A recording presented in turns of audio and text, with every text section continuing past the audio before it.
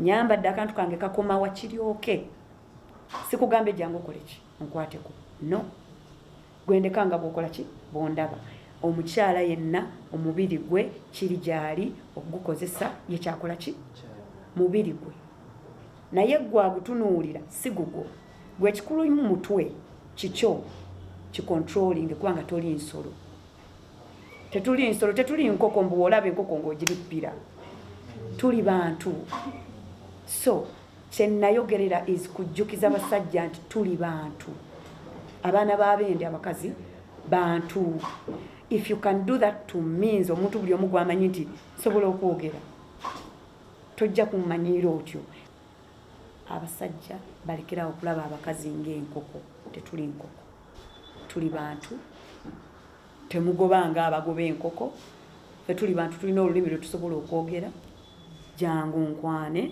nkugaane oba nkukkirize so I wasn't raped but inappropriate touches zezilidinga kuki rape one I wasn't raped yagala ekyo kifuula very clear because video yange abantu abasinga baji kutula mu byomu mu ndowooza egyasobodde naye yalina kyetegeeza ng'oggyeko buli omu kye yagifuula so one for the people abali misled by be bawulira kubanga ebiseera ebisinga ate abantu abalina ebikyamu beeboogera ennyo so one I wasn't raped I've never been raped so ekyo mbadde njagala nti clearing then abantu mwembibe bonna be mbadde mumwogerako mu mawulire si beebo omuntu omutuufu namututte ne mukwasa head of CID nabaddeyo jjo nali wakugendayo I think last weekend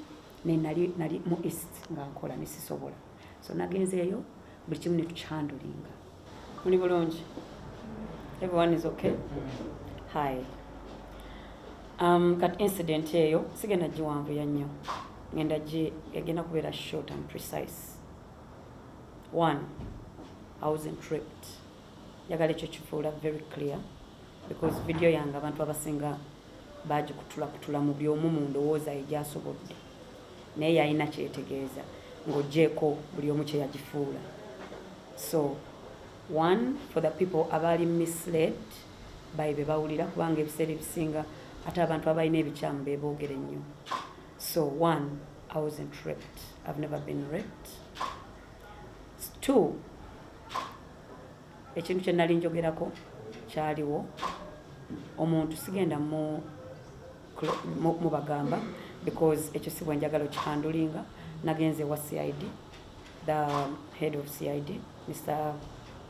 Magambo netwogera ne handinga over omusango ogwo bali mu kukola investigations ku muntu oyo namukwasiza abantu benyina okukola ki omukwasa so twakijje mu nsi nakikwasiza amateeka nali njagala ensi ekimanye so that omuwala yenna ali eyo kubanga bino ebintu bibeerawo buli kanaku wemba mu mmotoka yange kisibagamba nti tebankwata ku nsi ndi muntu ndi muyimbi wemba nnyimba ku stage pita abawagizi bange oluusi ku stage wenfiiringira safe ne bajja ne tuzina abakuba ebifaananyi ne babikuba of course bankwatako but bakutteko batya siri mwana muto nina emyaka 32 okuva ku myaka 14 ndi mu eno industry manya abantu ababi ndabye abantu ababi bad men good men as a young girl who has grown up in the industry sina kye sinnalaba so bwenzija nze omuntu atayogera kubanga sitera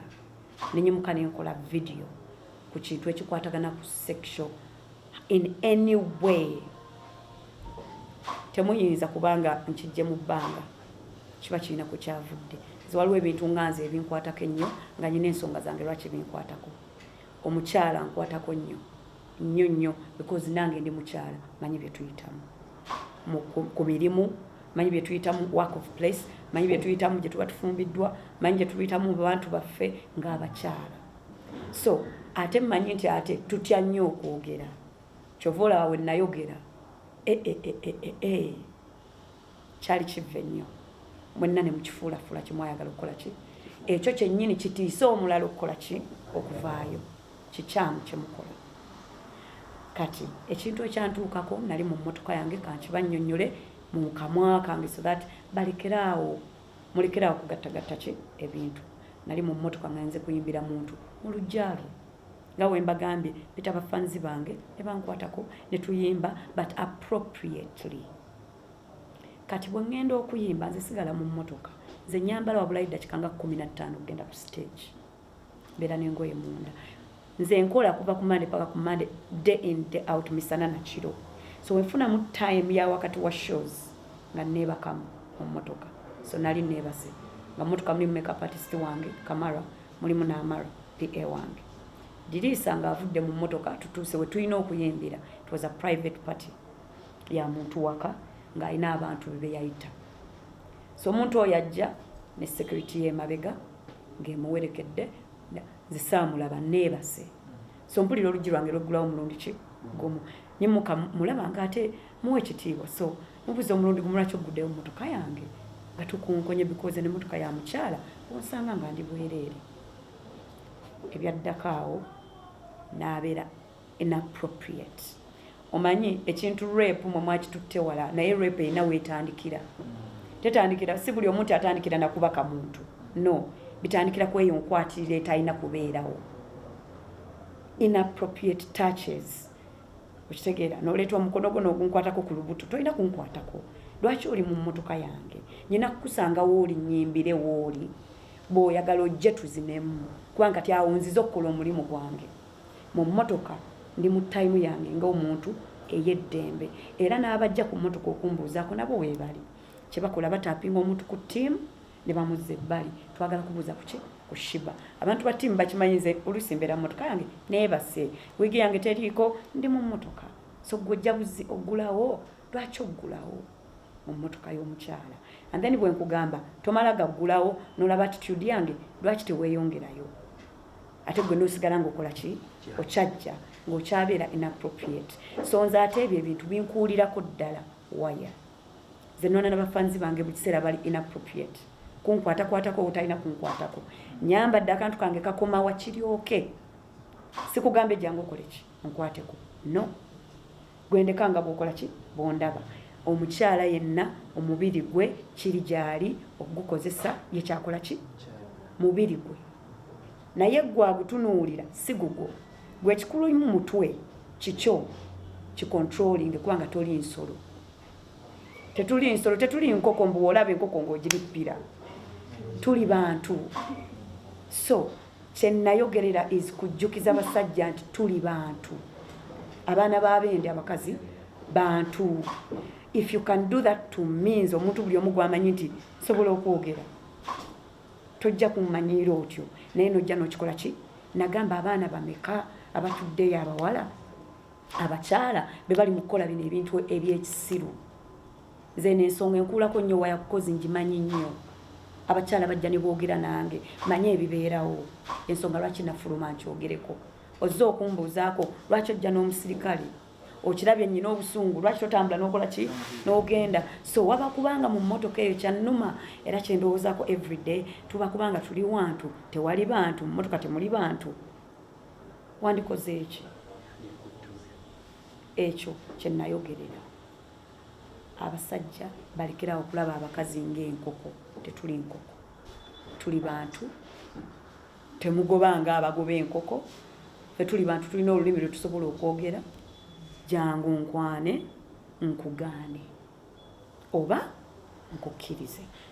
So I wasn't raped but inappropriate touches ze ziriidinga ku ki? Rape. So ekyo mbadde njagala nti clearing. Then abantu mwembi bonna be mbadde mumwogerako mu mawulire si beebo. Omuntu omutuufu namututte ne mukwasa head of CID nabaddeyo jjo. Nali wakugendayo I think last weekend ne nali mu east nga nkola nesisobola. So nagenzeeyo buli kimu ne tukyandulinga. Honestly speaking nga bwegambye ndabika nakyogedde naye not paying attention. Nagamba nalina shows. Lwe nayogera nze sayina incident yagenda ku poliisi. Ekyo sakirinako mutwe. Because nali ngenzeeko ku poliisi ne siwangula. ate nga nalina okuwangula, if you know what I mean. So ku luno saatawanya genda ku poliisi nakozeseza social media platform yange yennyini gye nkoleredde okuli abantu bange bendowooza abajja okufaayo. So ekyo kyennyini era kye nannyonnyodde n'omukulu Mr. Tom wa head of CID yambuuziza nti lwaki tewajja wano, neŋŋamba nze ne muwa incident yange gye siyinza kubawa wano, timunange nze sinnafunako mukisa n'abantu ba poliisi, sifunangako justice ku poliisi. Naŋŋamba ekyo kikyamu era njagala okugamba kigenda kutereera, nenjogerawo n'omuntu aŋŋamba nti no, this time you'll get justice, I promise you. Era kyovulayo gwe neesize because yantunudde mu maaso gange naŋŋamba no, that is wrong, you should get justice this time. So I trust him, I trust he's doing the right thing. So yensonga lwaki saakola ki, kubanga nze sifunangako justice nga ngenze ku poliisi, era nakinyonnyodde, era omwami n'agamba kikyamu ekyo, naŋŋamba era bwe kibajja ekiri tugenda kukirwanyisa okuba nga kikola ki kikoma. Omuntu oyo okuvaayo ne yeetonda kumusiba oba waliwo obukakafu obujulizi bwoteeseteese okuwaayo ku CID obuyinza olabikako oba video that you recorded or something? A video that I recorded when what? Kati kansooke mbabuuze ne gwe ba rapping alina okuba nga yasetinze dda kamera mwe bantu mmwe mulina obuuze ebyo kye nnabagambye mubeere sensitive. Kati gwe ba rappinze eyo alina okuba nga yagiteze kamera because akimanyi bagenda kunrapingira wali exactly obeera ogitegese. So no, there is no evidence to assault okujjako nga obadde mu nnyumba yo nga muli mu kamera. So tekyetaaga evidence. Omukyala nga nze bwe nzija ate check-up nze gwe nakugambye nti ate abadde raped era temuwulira. So olumu kansooke mbuuze se obadde wano ne clarifying nga neŋŋamba no, I wasn't raped, I've never been raped. Naye era gwe nakyo oyagala abawagizi basigaze.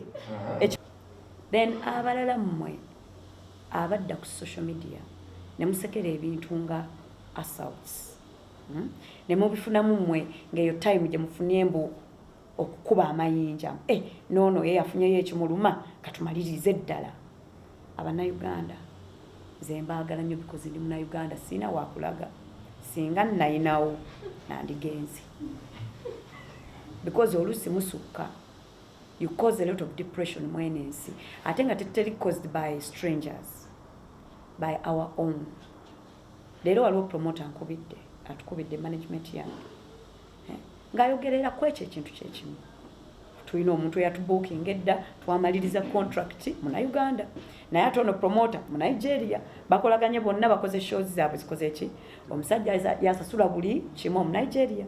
Kati last minute kubanga buli kimu kiwedde namugamba naye kati Sheebah omanyi sigenda muwa ziri ssente, kati kyawedde dda engeri gye nzija ngenda muwa ziri endala.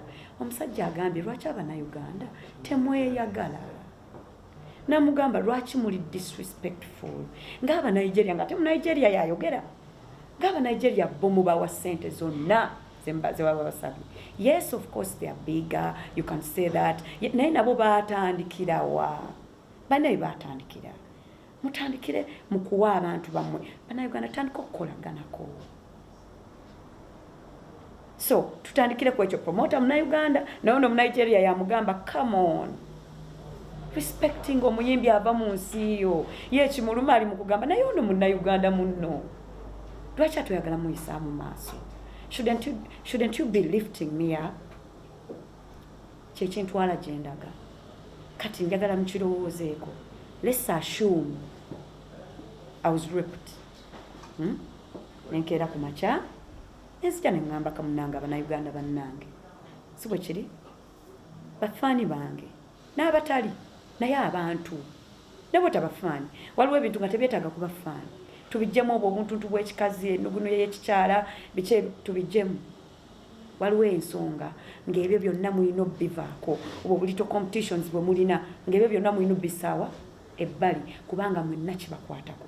Leero okintuukako enkya kituuka ku mwana wo, bwe kitatuuka ku mwana wo luli kituuka ku muganda wo, bwe kitatuuka ku muganda wo kijja tuuka ku maama wo. Oyina abakyala mu bulamu bwo eno ensonga ekukwatako. muwoza miniskati omwana omuto techa gwe yakwatirira naye yamusikiriza muli balalu ekyo kizibu temuwaga bantu bakola bintu bibi kati katudde ku nsonga kati mbadduukiridde mu video tudde ku point ya what if omuntu azze ye bambi bamurepinze ebyaddala addusa agambeko ki ensi ye nti bakoze ki ne mukwata amayinja olwedde ali saadi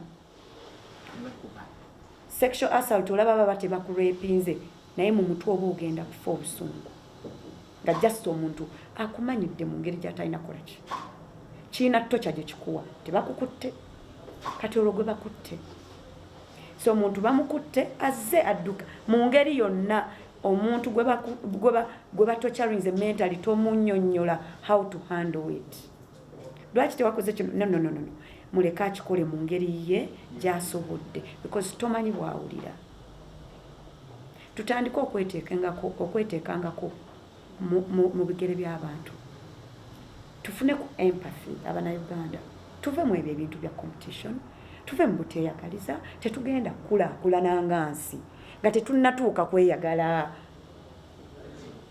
nga gwe munno waaba alinako waali gwe yotannatuuka ate owulira ng'ogenda kwetuga ogenda tutuukawo ku time yo buli omu alina obudde bwe ekiri mu tulemesa okwebeererawo eyo nnugu eyo envy oba obujja bwe tulina kati watiifu ekituufu nazze nga mbadduukirira bankutte nga mutuula nga mwogera bye banabe mwayogedde omuntu teyeewanula waggulu ku kizimbe neyeekuba wansi nga bimutamye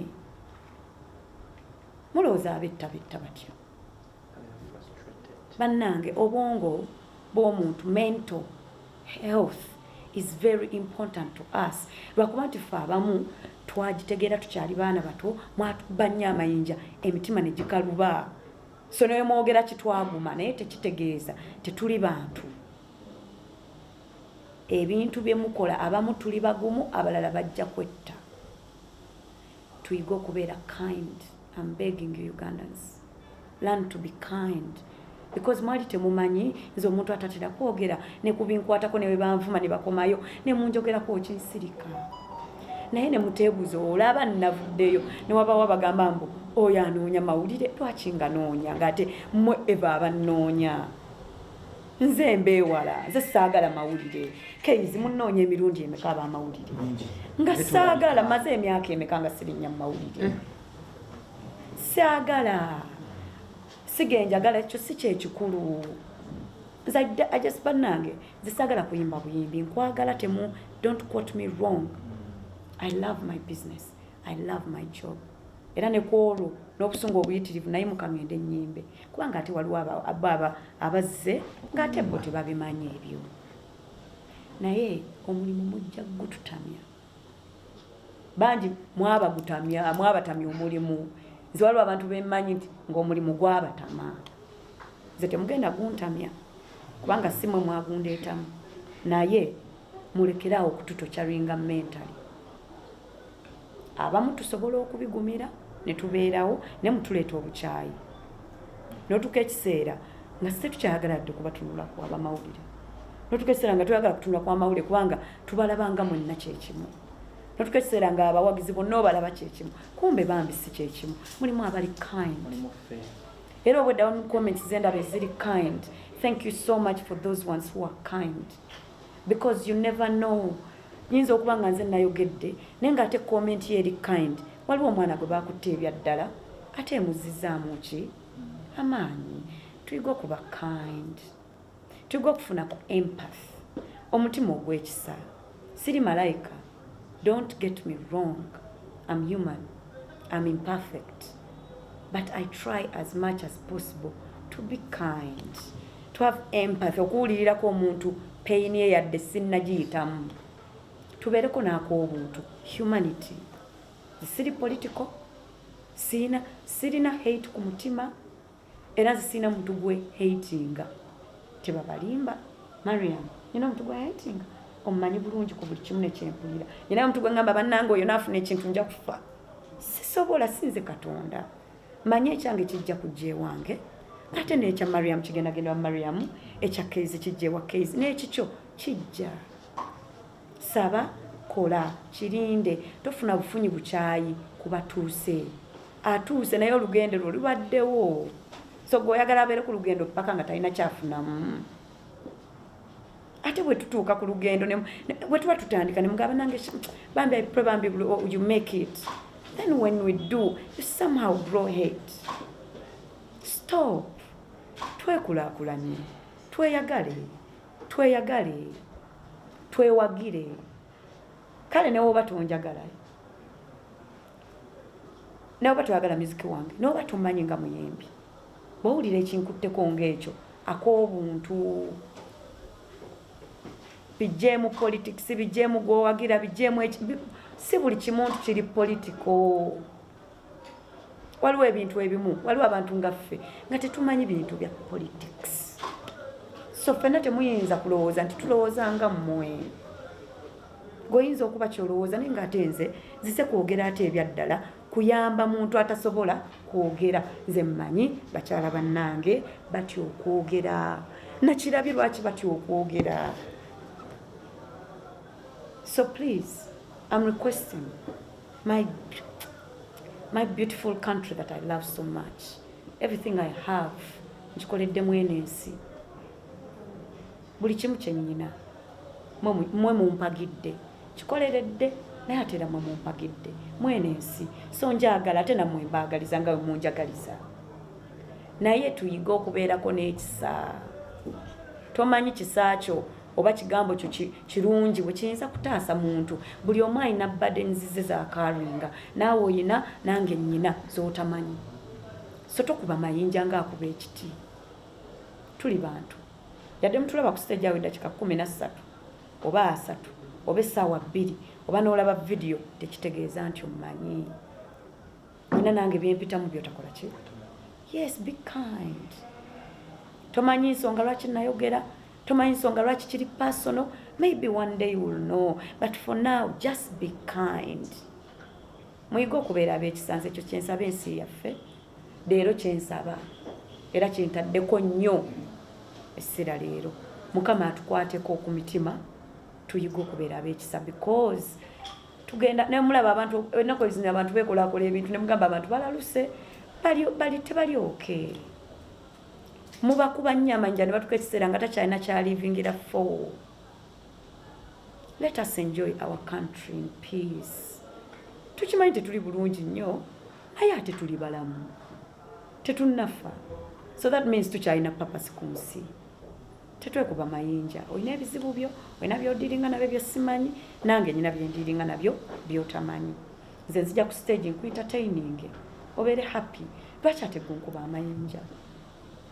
So you say you people love us because we make you happy. Please try and be considerate. That's all we ask from you. Be kind. That's all. Leero nze kyenja mbadde njagala okwogera. Honestly speaking, nga bwegambye ndabika nakyogedde naye not paying attention. Nagamba nalina shows. Lwe nayogera nze sayina incident yagenda ku poliisi. Ekyo sakirinako mutwe. Because nali ngenzeeko ku poliisi. Ne siwangula. Ate nga nalina okuwangula. If you know what I mean. So, ku luno saatawanya genda ku poliisi. Nakozeseza social media platform yange ennyeni gye nkoleredde okuli abantu bange bendowooza abajja okufaayo. So, ekyo kyennyini era kye nannyonnyodde n'omukulu Mr. Tom wa head of CID. Yambuuziza nti lwaki tewajja wano. Neŋŋamba nze ne muwa incident yange gye siyinza kubawa wano. Timunange nze sinnafunako mukisa n'abantu ba poliisi. Sifunangako justice ku poliisi. Naŋŋamba ekyo kikyamu era njagala okugamba kigenda kutereera. Nenjogerawo n'omuntu aŋŋamba nti no, this time we will get justice. I promise you. Era kyovulaayo gwe neesize because yantunudde mu maaso gange naŋŋamba no, that is wrong. You should get justice this time. So I trust him. I trust he's doing the right thing. So yensonga lwaki saakola ki? Kubanga nze sifunangako justice nga ngenze ku poliisi. Era nakinnyonnyodde. Era omwami n'agamba kikyamu ekyo. Naŋŋamba era bwe kibajja ekiri tugenda kukirwanyisa okuba nga kikola ki? Kikoma. Nze honestly tekintuukangako ate era nja kukunnyonnyola lwaki. Nze okuva we natandika okuyimba no nali muzinyi nga sinayimba sali muntu wa nesaawe eno siri muntu wetumala okukola netwesanga netunyumya eyo kibeerawo ng'omuntu maze omukola ki omutegeera n'ekirala saasaba ku favors nga neegiba mitwalo 2 Washington gyansabye endagenda mu bbaala nga noonye nzikole nzireete nzimukole ki nzimuwe so omuntu w'omusasula sometimes weewala ezo favors z'abakola ki ate nange settinga nnyo boundaries ndi mukazi mukambwe era abantu abakola nange bakimanyi uyu muntu mulungi nnyo ne toyinza mukwatako toyinza kukola kino naye kubanga nsettinga boundaries zange ki clear ekyo kyekinyambako oluusi ne boundaries ozisettinga ati mukwano tuli mu kuyimba tuli mu studio naye toyinza kuntunulya bwotyo toyinza kwogera nange bwotyo oluusi nakyo ekyo kiyamba okulanga ekika ky'omusajja kyo kimanyi omukazi wa musajja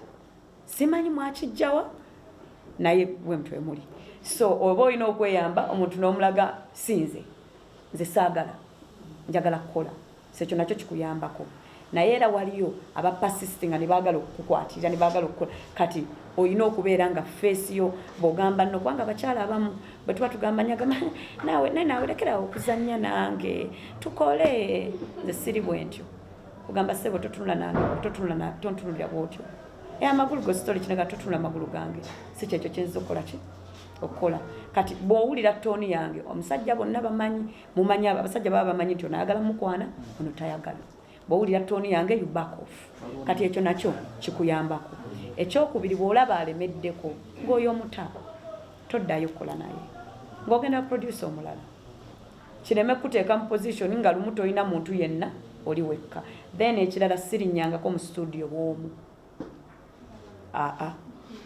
ekyo tekibeerangawo kubanga nze seesiga abasajja munansonyiwa byempulidde bingi byendabye mbirabe nga bwe nkugambye mukwano one day you will understand naye nze seesiga basajja ate kati omusajja ne bagamba ticca yatutte omwana mu toilet n'amukwatirira ticca omwana w'emyaka emeka temwesigika olina okubeera nga oli protective kubanga owesatu wamulabyeko ki ate nze alina amabeere okitegedde obwo obusonga obutono ne mukwata ente who does that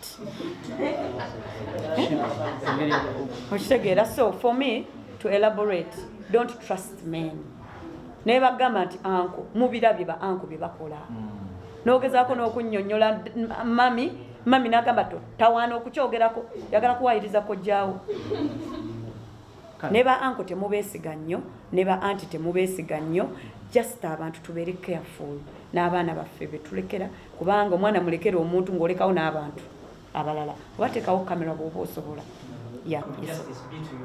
omuntu oyo okuvaayo neyeetonda kumusiba oba waliwo obukakafu obujulizi bwoteeseteese okuwaayo ku CID obuyinza olabikako oba video that you recorded or something? A video that I recorded when what? Kati kansoke mbabuuze ne gwe ba rapping alina okuba nga yasetinze dda kamera mwe bantu mmwe mulina obuuze ebyo kye nnabagambye mubeere sensitive kati gwe ba rapping eyo alina okuba nga yagiteze kamera because akimanyi bagenda kunrapingira wali exactly obeera ogitegese so no there is no evidence to assault okujjako nga obadde mu nnyumba yo nga muli mu kamera so tekyetaaga evidence omukyala nga nze bwe nzija ate check-up nze gwe nakugambye nti ate abadde raped era temuwulira so olumu kansooke mbuze sebo obadde wano ne clarifying ne ngamba no I wasn't raped I've never been raped naye era gwe nakyo oyagala abawagizi basigaze ate mukinyoto kyogedde batoga muno Sheebah ezo size sente zakola ki zayimbira so twagala kikalifying muno ate mbasasula that a lot to artists nga balinamu ebirala byebakola ki ebalowooza ebayagala ekibuuzo ekyokubiri ekibuuzo ekyokubiri sokutunyonyola ekyo ekyokubiri kankirengere because of time yes but again ambandinyola ekintu I know most of you I don't know how you handle your business muli okutuula wano ne mwogera ku sente nakazi babasasula namakazi batabasasula but for me ekyo sigenda kikola ekyo kiri private kya business also another thing ng'owamawulire wakkenzo ayinza okujja nanengayo nemugolero nagava ku N'akava okukola ekivu kya mukwano gwange Aziz Jejuice Aziz. Yes. Nga omuntu omuyimbi n'owagira muyimbi ki muno akole ku ssente naawe ojja mwetaaga akuwagire okole ku ki omanyi mu bizinesi tuba twetaaga collaboration ffenna okola ssente kati ate waliwo agenda okujja mugambe otamba miliyoni awo wenyini kutabana ate era wenayimbira Aziz obwere ng'ate bwe bataka miliyoni omusigenda kwaki. So business is relationship. So kisinzira kukolagana tutya. I could ask for 20 million. I could ask for that. Have I answered your question? I just saw that for you.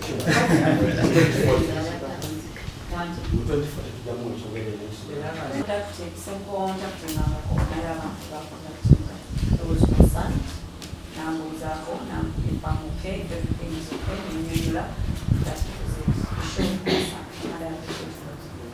December emabega kaawo nga wali tonagyerimba amawulire n'abantu bonna ab'enjawulo tuwulira nti bayawukana ne management oyawukana ne management abantu ne batavaayo n'otavaayo kulagawa wapya woli apart from social media handles numbers nezisigadde basobola ofuna bugeni ki ekikwawula ne management era management empenya eriwo. Management yange nkadde nakikola na myaka eza relationship wine air business but buli kitandika kinako ekikoma so netukomaawo netutula ku tebo netusayinga byomukiki